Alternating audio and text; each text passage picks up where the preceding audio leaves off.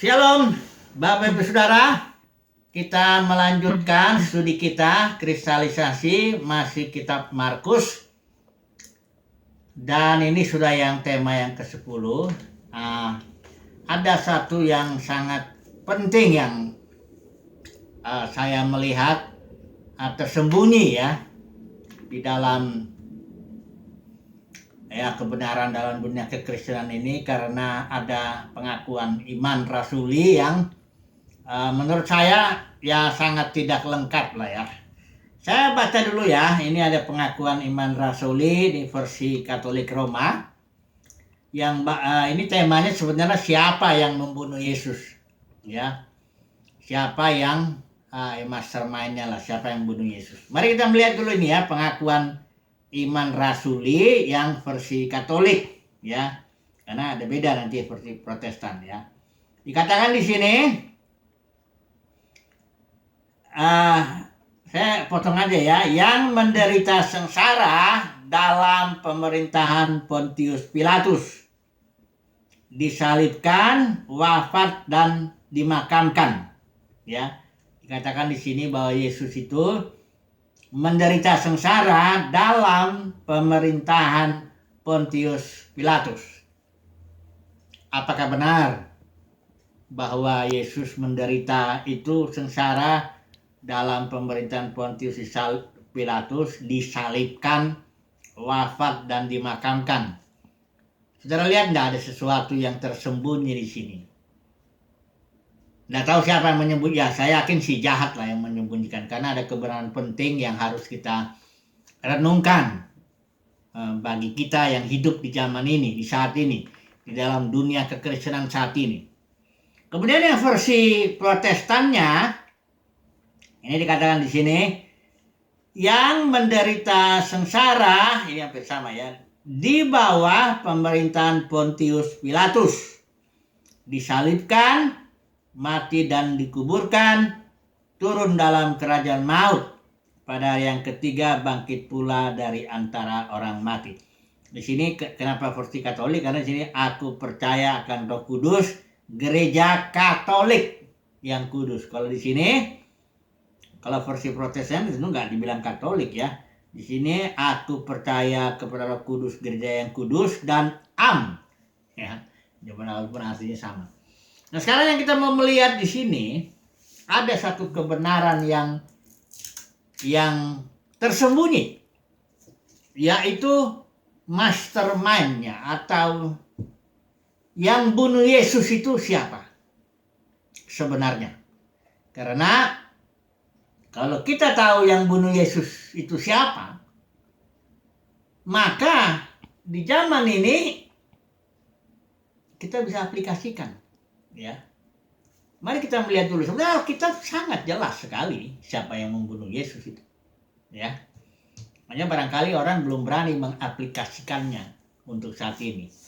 Sebenarnya yang membunuh Yesus itu jelas, itu adalah ahli-ahli Taurat, orang-orang Farisi, atau yang lebih tepatnya Sanhedrin, mahkamah agama Yahudi itu, yang dipimpin oleh Imam Besar Kayafas pada waktu itu dengan 70 anggotanya. Itu termasuk di situ ada Nikodemus, ada Gamaliel, tentunya ada Yusuf Arimatea yang dikatakan dia mencari kerajaan sorga. Nah, kalau kita melihat di sini dalam pelayanan awal Tuhan Yesus juga ya, orang Farisi sudah mengambil keputusan ya, ahli Taurat di sini nih. Kalau saya baca di pasal 3, ini baru pelayanan Yesus di Galilea ya, pelayanan Yesus di Galilea. Markus sudah mencatat pasal 3 ayat 6, karena ada kasus ini menyembuhkan pada hari Sabat, langsung dibilang sini, lalu keluarlah orang-orang Farisi dan segera bersekongkol dengan orang-orang Herodian. Ini Herodian ini besar kemungkinan pengikut Herodes ini, untuk membunuh dia. Jadi dari awal pun di Galilea ketika Yesus baru memulai pelayanannya, orang Farisi dan ahli Taurat, orang Farisi lah, sudah konflik dan langsung merencanakan pembunuhan itu ya. Nah, kita harus bahas ini siapa yang membunuh Yesus ini dengan melihat 3 ya, trilogi lah ya. trilogi aktor ya di balik pembunuhannya. Masing-masing punya peranannya sendiri. Yang pertama kita akan melihat peranan Yudas, seorang murid Yesus itu yang dari yang 12 itu, yang akhirnya mengkhianat. Yang kedua, peranan daripada Sanhedrin. Nanti kita akan lihat dari sini, kita baca dari ayat-ayatnya ini. Yang ketiga, peran Pilatus.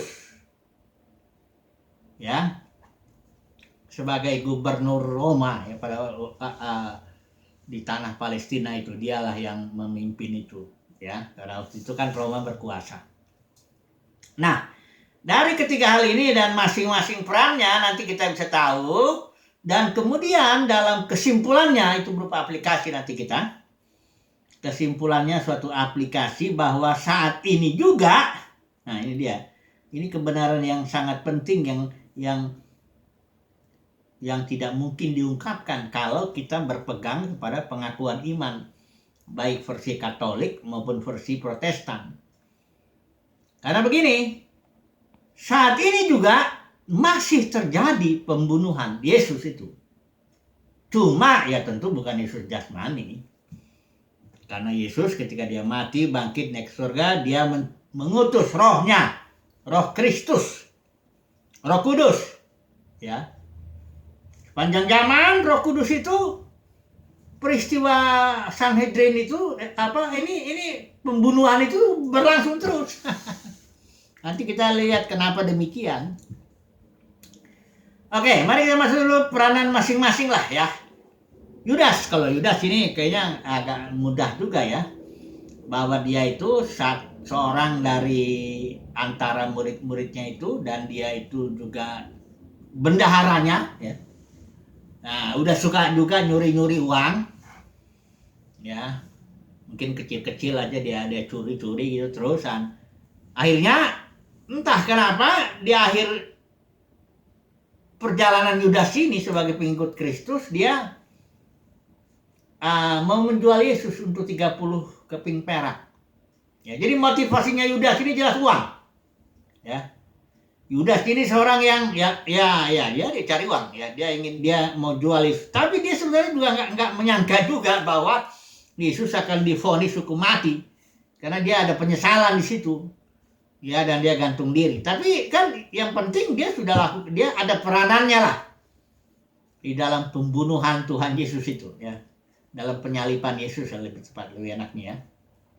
Jadi peranan Yudas pengkhianat, murid, tapi karena uang dia menjual, ya katakanlah gitu, menjual Yesus, ya, murid ya. Kemudian yang kedua nanti kita aplikasikan ini. Ada juga di zaman ini kan tetap aja ada murid-murid yang menjual Yesus karena uang. Ya bukan Yesus jasmani. Oke, yang kedua, Sanhedrin. Apa ini? Apa ya motivasinya ya, atau hal-hal di balik yang membuat Sanhedrin mengambil keputusan untuk membunuh Yesus itu. Kalau dari sisi dari sisi Pilatus, dia udah tahu bahwa itu karena iri hati ya. Kalau di sini dibilang di dalam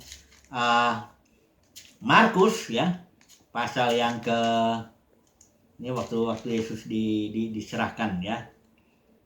Di sini di Markus pasal 15 ya, ayat 10. Ia memang mengetahui, ini maksudnya Pilatus ya. Pilatus memang mengetahui bahwa imam-imam kepala telah menyerahkan Yesus karena dengki. Ya. Jadi Pilatus sendiri tahu bahwa imam-imam kepala ini menyerahkan Yesus karena dengki. Karena begini, Pilatus ini berkali-kali dia coba membebaskan Yesus karena dia bilang kejahatannya apa. Ya. Karena pada waktu itu kenapa pada waktu itu Yesus diserahkan kepada Pilatus? Karena mahkamah agama ini sekalipun dia punya kekuasaan dalam bidang agama, bidang sosial juga, karena dia bisa menghukum juga tapi nggak boleh menghukum mati, nggak boleh. Waktu dia merajam Stefanus itu sebenarnya pelanggaran itu. Tidak boleh dia membunuh menghukum mati. Tapi kalau hukum cambuk itu bisa, ya. Sampai tingkat tertentu pemerintahan Roma memberikan kebebasan kepada Sanhedrin untuk mengatur kehidupan sosial atau kehidupan keagamaan, terutama ya kehidupan keagamaan bangsa Yahudi. Jadi bahkan Sanhedrin ini punya tentaranya sendiri. Itulah yang menangkap Yesus di Taman Getsemani. Itu bukan tentara Roma itu. Itu dibilang di sini tentara atau orang-orang yang bawa pentung, bawa senjata itu yang disuruh oleh imam-imam kepala, ya. Nah, kemudian satu lagi ayat ini saya baca dulu ya, pasal 15 ini dikatakan sini pagi-pagi benar imam-imam kepala bersama tua-tua dan ahli Taurat dan seluruh mahkamah dibilang sudah bulat mupakatnya.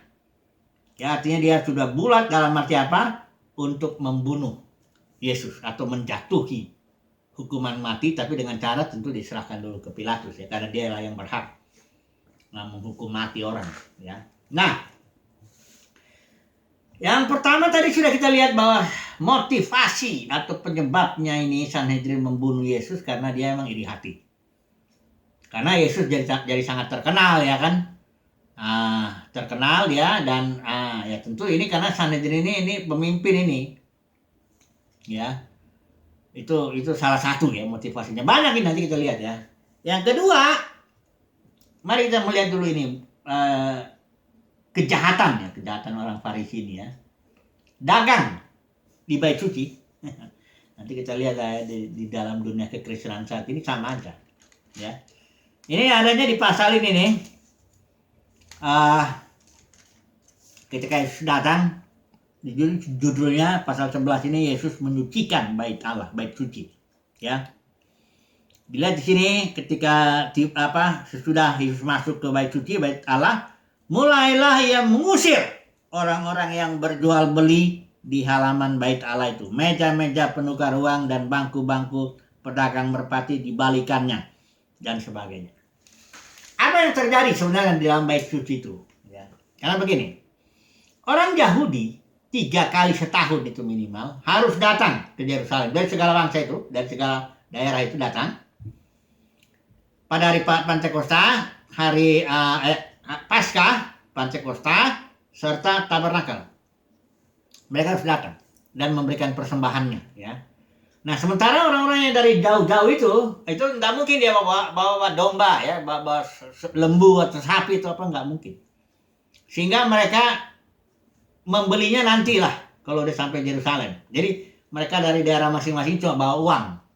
Makanya ada penukar uang karena Yahudi yang diaspora juga datang juga ke Yerusalem. Makanya di situ ada tukar uang dulu. Ya. Money changer ya.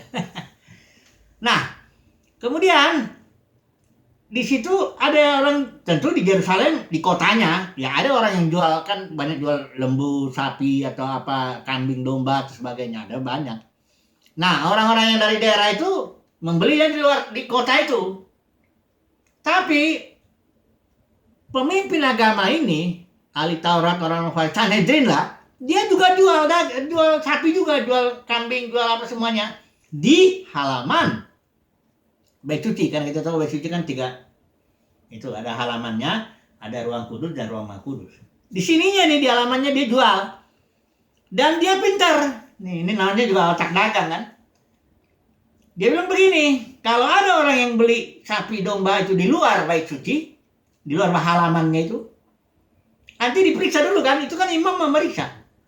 Binatang ini tahir apa najis gitu. Nanti dia bilang kalau karena ini dibilang najis ini, nggak bisa dipersembahkan.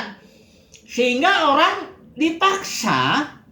Israel itu dipaksa untuk membeli hewan-hewan korban itu di halaman bait suci. Tapi ini orang Farisi pintar, dibikin harganya lebih tinggi. Karena catatan dia bilang ini sudah diperiksa. Ini semua tahir. Sudah bisa dipersembahkan kepada Tuhan, kepada Elohim. Nah gitu. Kan dagang itu ya. Jadi orang Farisinya beli dari luar, kambing domba, hewan kurban lah. Kemudian dia dibilang lah udah diperiksa begitu. Terus dia jual di halaman bait suci itu lebih mahal. Akhirnya dapat duit dia. Dagang lah, namanya orang juga dagang kan. Jadi itu yang Yesus hancurkan. Di sini dia berjual ini meja-meja penukar uang itu dan bangku-bangku pedagang merpati dibalikannya. Ini marahnya bukan marah orang Jawa istilahnya, marah lembut. Enggak. Yesus itu marahnya betul-betul. Bayangkan di situ ada meja uang semua dari daerah-daerah. Toto ditumbalikan begitu, apa enggak terjadi kerusuhan itu? Ya. Nah, orang Farisi ya jelas dia marah lah, dia ditegur baik. Dia kamu dijelain atas otoritas apa kamu berbuat seperti ini? Ya. Nah, jadi kejahatan orang Farisi, ahli Taurat atau mahkamah agama yang dagang cari untung. Ya kalau orang dagang pasti cari untung toh. Kejahatan orang Farisi yang cari untung di bait suci itu dalam pelayanan bait suci itu maksudnya secara khusus. Dalam pelayanan cari untung dalam pelayanan itu ditegur oleh Yesus. Makanya mereka iri benci sama Yesus itu, ya. Kisah berikut ya. Nah, kemudian di pasal 12 ini mari kita melihat lagi apa yang memotivasi, yang menjadi penyebab lah orang Farisi ini bunuh Yesus itu ya. Pasal 2 ayat 38. Ini Yesus ini, teguran Yesus ini ya. Dibilang gini, dalam pengajarannya Yesus berkata, hati-hatilah terhadap ahli-ahli Taurat. Dikatakan di sini yang suka berjalan-jalan memakai jubah panjang dan suka menerima penghormatan di pasar.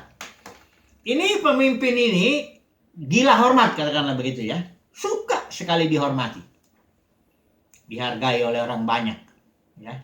Dihormati ya istilahnya menyenangkan hati orang banyak lah. Karena supaya dia dapat penghormatan. Oh, dia nggak berani ngomong-ngomong firman Tuhan dengan apa. Karena nanti kalau orang banyak nggak menyukai dia, susah. Jadi ini karena apa? Suka apa ya? Menerima penghormatan. Gila hormat, cari kemuliaan manusia. Nah, itulah dia ya.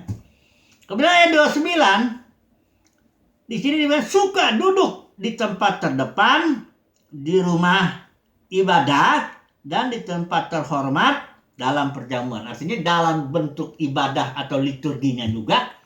Ketika sedang berlangsung itu dia inginnya duduknya di tempat di depan, menerima kehormatan dalam ibadah, dalam kebaktian, begitulah ya. Bangkunya barangkali khusus, ya. Senang ke mimbar, ya tentunya ya, karena dari situlah ada kehormatan kan. Ini sikap apa ya? Congkak secara inilah ya. Ahli Taurat orang Farisi itu. Kemudian yang keempat ayat 40. Dikatakan di sini yang menelan rumah janda-janda. Ini pengertiannya tentu bukan jasmani ya, bukan dia menelan rumah jasmani, enggak mungkin dia menelan rumah janda-janda dalam arti jasmani. Ini artinya merampok lah. Ya. Salah satu ya kalau tradisi mengatakan waktu itu Jakobus itu pemimpin gereja di Yerusalem itu dia dibunuh oleh Yudaisme, oleh Sanhedrin. Itu karena Jakobus membela hak orang-orang miskin. Makanya surat Jakobus itu surat baca deh ya. Intinya tuh situ, dia membela orang-orang miskin. Dalam hal apa? Ini mahkamah agama pusat. Ini ada pusatnya kan di Yerusalem, nanti ada juga di daerah-daerah. Nah, imam-imam di sini ngambil perpuluhan dari daerah-daerah itu dengan rakusnya dan mereka menumpuk di sini. Yang di sana jadi udah imam itu udah hidupnya udah susah ya. Karena di zaman itu hidup udah banyak dipajak oleh orang Romawi, dipajak oleh tuan tanah, kalau mereka nggak punya ini dipajak lagi oleh bait suci dan macam-macam pajak. Ya. Itu dibela oleh itulah yang dikerjakan oleh mahkamah agama pusat itu. Ya. Ini artinya dia bukan hanya itu, bahkan juga ya janda-janda dalam arti mungkin benar janda-janda itu juga dipajakin begini dimintain perpuluhannya dan sebagainya. Ini makanya dibilang menelan rumah janda-janda, orang-orang yang nggak berdaya, yang nggak punya hak itu ya diperas ya, pemerasan ini ya. Kemudian ada satu lagi yang paling mengerikan juga ini. Dikatakan di sini sedang mereka mengelabui mata orang dengan doa yang panjang-panjang. Ini artinya bukan doanya panjang, mengelabui mata orang tuh sok rohani, kira-kira begitu. Belagak rohani padahal rakus uang, rakus kehormatan manusia, rakus gila hormat, kira begitu. Tapi dia gayanya itu seperti orang yang suci gitu. Seperti orang yang cari Tuhan, padahal enggak, bukan cari Tuhan itu. Cari kemuliaan manusia, cari uang, dan sebagainya. Inilah, belum lagi konsep orang Farisi itu. Mereka punya konsep Mesias itu haruslah, karena dia anak Daud, dia punya istana jasmani, haruslah punya tentara jasmani, harus membebaskan orang Israel dari musuh-musuh jasmani, seperti jasmani.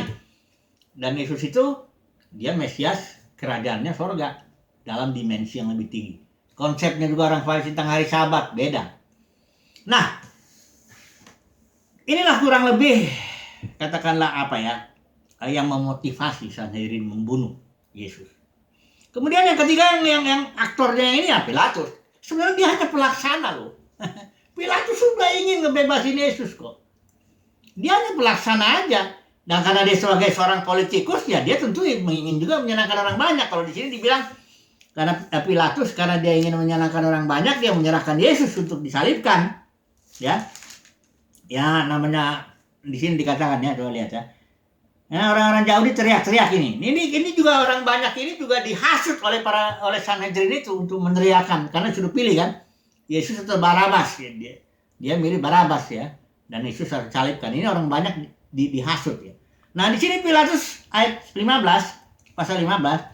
Dan oleh karena Pilatus ingin memuaskan hati orang banyak itu, ia membebaskan Barabas bagi mereka. Tetapi Yesus disesahnya, lalu diserahkannya untuk disalibkan. Jadi Pilatus juga ya membunuh juga, karena dia punya dosa juga, ada perannya dia. Yaitu sebagai politikus ya, dia ingin juga menyenangkan orang banyak. Daripada dipikir jadi keributan, jadi kekacauan, ya udahlah ini kasih aja. Dia sempat di bagian Injil lain dia cuci tangan, karena dia juga yakin sebenarnya ini harus dibebaskan Yesus ini, tapi ya sudahlah.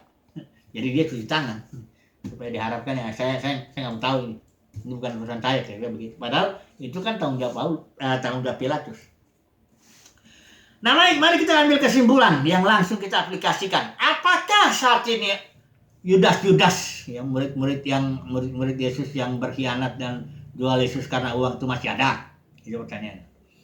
Apakah Sanhedrin ini mahkamah agama ini ya, Yudaisme ya atau dunia keagamaan saat ini Kristenan, apa masih ada ciri-cirinya yang seperti saya bilang ini, dagang ya, iri hati, suka dihormati ya, meres orang dengan pajak perpuluhan macam-macam begini ya, punya konsep-konsep yang salah ya tentang Mesias ya.